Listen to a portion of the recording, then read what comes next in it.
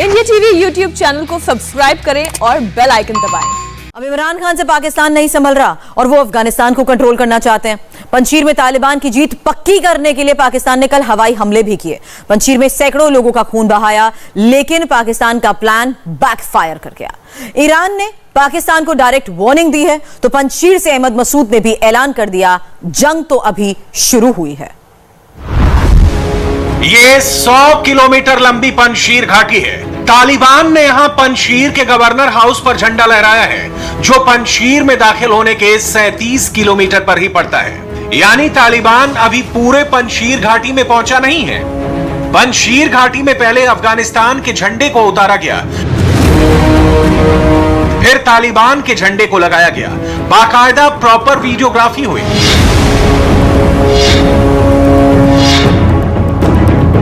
हर एक एंगल से, हर एक फ्रेम से वीडियो बनाए गए।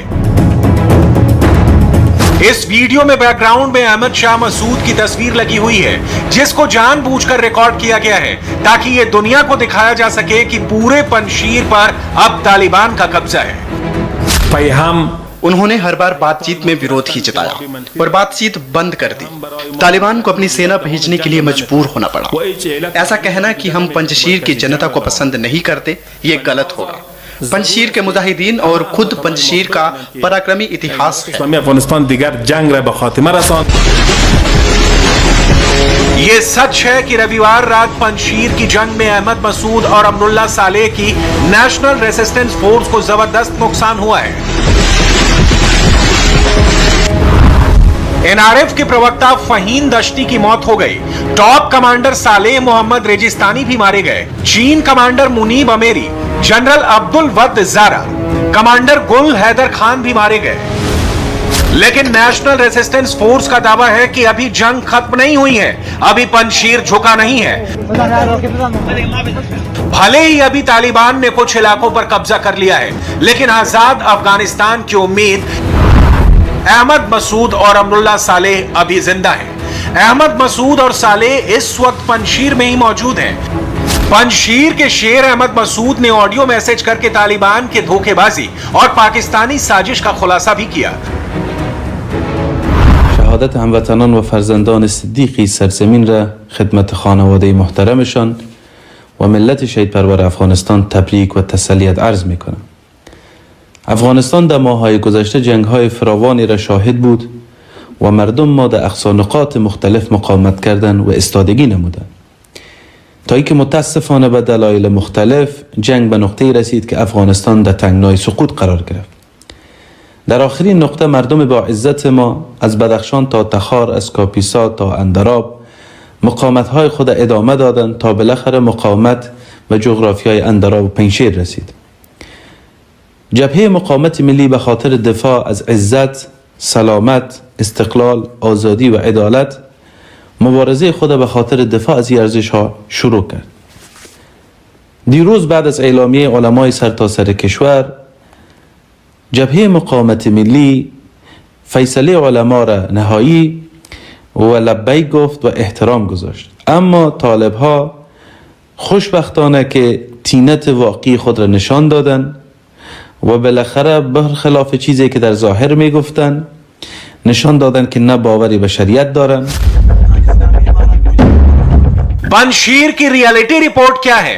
पंजशीर में इस वक्त क्या चल रहा है? तालिबान कितना मजबूत हो गया और क्या एनआरएफ तालिबान को हरा पाएगा? इन तमाम सवालों के जवाब के लिए पहले पंजशीर घाटी का इतिहास, भूगोल को समझना होगा। ऊंचे ऊंचे पहाड़ और बीच में बहती पंजशीर नदी, ये पंजशीर घाटी है जिस पर इस वक्त पूरी दुनिया की निगाहें टिकी हुई हैं, क्योंकि इन्हीं पहाड़ियों पर गोलियां और गोलीबारी गूंज रही है। ये जो लोकेशन पॉइंट देख रहे हैं, यहीं पर तालिबान ने अपनी पोस्ट बेस बना रखे हैं। यहां से बाजारक की दूरी देखिए, करीब 60 से 70 किलोमीटर। पंजशीर में दाखिल होने का यही एकमात्र रास्ता है जिस एंट्रेंस पर अब तालिबान का कब्जा है। तालिबान ने पंजशीर का ये वीडियो वायरल किया है जिसमें तालिबानी लड़ाके किसी मैदान पर दौड़ रहे हैं और उनके सामने 2 ब्लैक हॉक हेलीकॉप्टर और एक नॉन कॉम्बैट हेलीकॉप्टर भी मौजूद है। तालिबान का दावा है कि पंजशीर की सेना ये हेलीकॉप्टर छोड़कर भाग गई, जबकि सच्चाई ये है कि ये हेलीकॉप्टर पंजशीर स्पोर्ट्स स्टेडियम में खड़े हैं। शायद यहीं इनका बेस बनाया गया होगा। ऐसा नहीं है कि पहली बार कोई दुश्मन सेना पंजशीर में दाखिल होने में सफल हुई है। 1980 से 1989 के दौरान 9 बार सोवियत संघ ने पंजशीर पर हमला किया।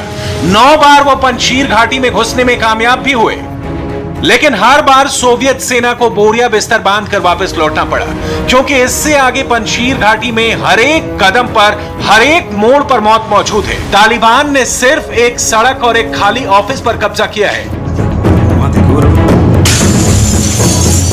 पंजशीर को 5 शेरों की घाटी बोलते हैं। तालिबान को पंजशीर पर पूरा कंट्रोल करना है तो उन्हें हर घाटी को जीतने के लिए दर्जनों बार लड़ाई लड़नी पड़ेगी। ये बात तालिबान भी अच्छी तरह से जानता है, इसलिए तालिबान पंजशीर को तोड़ने की तमाम कोशिश कर रहा है। तालिबानी ट्विटर हैंडल और तालिबानी मीडिया में ये वीडियो जबरदस्त शेयर किया जा रहा है। तालिबान का दावा है कि पंजशीर के जो सैनिक सरेंडर कर रहे हैं उनके साथ अच्छा व्यवहार किया जा रहा है। तालिबान रुपए देकर उनको नई शुरुआत करने का मौका दे रहा है, जबकि तालिबान घायलों का इलाज तक करने नहीं दे रहा है। तालिबान को खून खराबा करना आता है, महिलाओं को मारना आता है, गोलियां चलाकर धमकाना आता है, गोरिल्ला वॉर आती है, लेकिन तालिबान को हाई एल्टीट्यूड युद्ध जीतना नहीं आता है। न इतिहास में कभी तालिबान ने ऐसी कोई जंग जीती है, तो इस बार तालिबान पंजशीर में दाखिल कैसे हो गया? एनआरएफ को नुकसान कैसे हुआ? इस सवाल का एक ही जवाब है, पाकिस्तान। अफगानिस्तान के पूर्व उपराष्ट्रपति अमरुल्लाह सालेह, जो इस वक्त तालिबान के खिलाफ सबसे बड़ा चेहरा है, उन्होंने कई बार खुलकर पाकिस्तान का नाम लिया, तालिबान के पीछे पाकिस्तानी साजिश बताई और रविवार रात को पंजशीर पर तालिबान का हमला हुआ। उसमें पाकिस्तानी ड्रोन ने बम बरसाए। पाकिस्तान की इस साजिश ने अफगानिस्तान के पड़ोसी मुल्क ईरान को भी खासा नाराज कर दिया है। ईरान अब पाकिस्तानी ऑपरेशन की जांच करेगा। जो खबर पंजशीर से आ रही है वो बहुत चिंताजनक है। हम कल पंजशीर पर हुए हमले की निंदा करते हैं। पंजशीर के शहीदों को हम श्रद्धांजलि देते हैं। पंजशीर में विदेशी दखल की जांच होनी चाहिए, हम इसकी जांच कर रहे हैं। एक भाई दूसरे भाई को मारे ये जायज नहीं है। तालिबान को इंटरनेशनल कानून का पालन करना ही होगा। पंजशीर के लोगों को भूख से तड़पना, बिजली काटना, पानी की सप्लाई रोकना, इसकी जानकारी हमको मिली है, जो वाकई चिंता की बात है। अफगानिस्तान के 7 पड़ोसी मुल्क हैं: Iran, Tajikistan, Uzbekistan, Turkmenistan, Pakistan, चीन और पीओके की सीमा भी लगती है। ताजिकिस्तान पहले तालिबान को मान्यता देने से इनकार कर चुका है। उज्बेकिस्तान भी तालिबान को मॉनिटर कर रहा है। पंजशीर में तालिबान और पाकिस्तान का खूनी खेल अब एक्सपोज हो चुका है। दुनिया जहां पंजशीर में हुए कत्लेआम की आलोचना कर रही है, वहीं पाकिस्तान के गृह मंत्री इसको पाकिस्तान की जीत बता रहे हैं। आप देखें 15 अगस्त से लेके और आज 6 सितंबर तक, पहले सबसे पहले कौम को, जो मैं भूल गया शुरू में, यौम दिफा की मुबारकबाद पेश करता हूँ। सबसे पहले हमने रात की तारीकी में जो 6 सितंबर को उन्होंने नापाक कदम यहाँ रखे और हमने उनको बुरे तरीके से शिकस्त दी, सारी अजीम अफवाज और सारी पाकिस्तानी कौम को उसका क्रेडिट जाता है। पाकिस्तान के लिए पंजशीर सबसे बड़ा चैलेंज बन गया था, क्योंकि जब तक पंजशीर डटा रहता तब तक तालिबानी सरकार का ऐलान करना और अफगानिस्तान को चलाना बेहद मुश्किल था। इसलिए पाकिस्तान ने पंजशीर को हराने की सैन्य साजिश रची, लेकिन पाकिस्तान अभी तक 100% कामयाब नहीं हुआ है। पंजशीर में लड़ाई अभी शुरू नहीं हुई है, कल परसों। इतने दिन से तालिबान के क्लेम हो रहे थे हमने कब्जा कर लिया, बिल्कुल वो सब गलत क्लेम थे। लेकिन कल सारी स्ट्रेटेजी इन्होंने चेंज की, जब पाकिस्तान एयरफोर्स ने रात में काफी बमबारी की, जिसमें उनके ड्रोन और अटैक हेलीकॉप्टर शामिल थे। इस कारण की वजह से ये सब तब्दीली हुई है और अभी भी इन्होंने सिर्फ थोड़ा सदर्न इलाका बहुत हल्का सा कैप्चर किया है। टोटल एक बोलते हैं ना, well coordinated military operation Pakistan का रहा है और ये चलता रहेगा, क्योंकि अभी जो अहमद मसूद है वो कई रिपोर्ट्स आ रही हैं कि वो इधर चले गए हैं। देखिए वो सोल्जर है, वो अपने ग्रुप्स को छोड़ेंगे नहीं, वो वहीं पर है, वो रीग्रुप हो गए, थोड़ा और नॉर्थ की तरफ चले गए पंजशीर वैली की, और वो फोर्सेस सारे रीग्रुप हो गए, वो लड़ेंगे। पंजशीर पर हमला करने के लिए तालिबान ने कुंदज, गजनी, ऐबर, तोलोकान से अपने लड़ाकों को पंजशीर के लिए बुलाया था। लेकिन हजारों तालिबानी लड़ाकों के बावजूद तालिबान का पंजशीर मंसूबा पूरा नहीं हो सका। पंजशीर घाटी को जीतना जितना मुश्किल है, उतना मुश्किल वहां की आवाम के हौसलों को तोड़ना है। पंजशीर को झुकाने के लिए तालिबान ने वहां की बिजली काटी, पानी की सप्लाई बंद कर दी, पंजशीर को खाने के लिए तड़पा दिया, मेडिकल सप्लाई भी बंद कर दी। लेकिन बावजूद इसके पंजशीर की जनता लड़ती रही।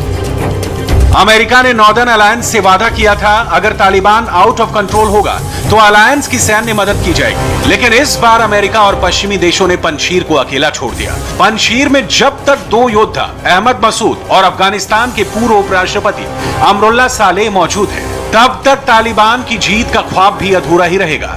सालेह पर भी हेलीकॉप्टर से हमला हुआ। तालिबान ने सालेह के ठिकाने पर हवाई हमले किए। हालांकि सालेह किसी तरह से सुरक्षित बच निकले, लेकिन तालिबान के हिट लिस्ट में सबसे ऊपर अमरुल्लाह सालेह ही है। पंजशीर प्रांत में 7 जिले हैं, 512 गांव हैं, 2 लाख के करीब आबादी है। 2004 तक पंजशीर प्रांत नहीं था। पहले पंजशीर परवान प्रांत का हिस्सा हुआ करता था, लेकिन 2004 में पंजशीर ने खुद को अलग करके अपनी पहचान बनाई। पंजशीर को 5 शेरों की घाटी इसीलिए कहा जाता है क्योंकि इसके चारों तरफ 5 पहाड़ी चोटियां हैं, जिनके नाम 10वीं 11वीं सदी के योद्धाओं के नाम पर है और 20वीं सदी के योद्धा अहमद शाह मसूद थे। और अब अहमद मसूद और अमरुल्लाह सालेह के नाम से इस जगह की पहचान होगी।